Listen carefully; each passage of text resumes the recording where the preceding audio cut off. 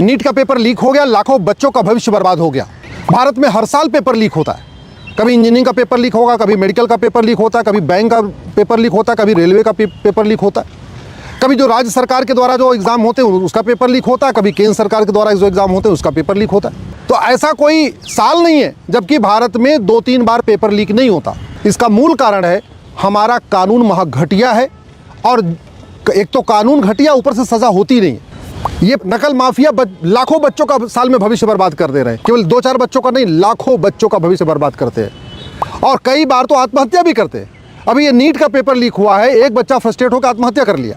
इसके पहले जेईई का पेपर लीक हुआ था, उसमें बच्चों ने आत्महत्या किया था। कितनी बार ऐसा हुआ है कि पेपर लीक होने के बाद बच्चे आत्महत्या कर लेते हैं, लेकिन हमने पेपर लीक को जघन्य अपराध घोषित नहीं किया। आज तक पेपर लीक के ऊपर पार्लियामेंट में चर्चा ही नहीं हुई।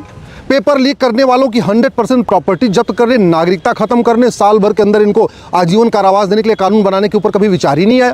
पेपर लीक ये राष्ट्रीय समस्या है, कानून इसका संसद में बनना चाहिए, संसद में चर्चा ही नहीं हो रही है। इसलिए मैं केंद्र सरकार से निवेदन कर रहा हूँ, इस पेपर लीक को जघन्य अपराध घोषित करिए।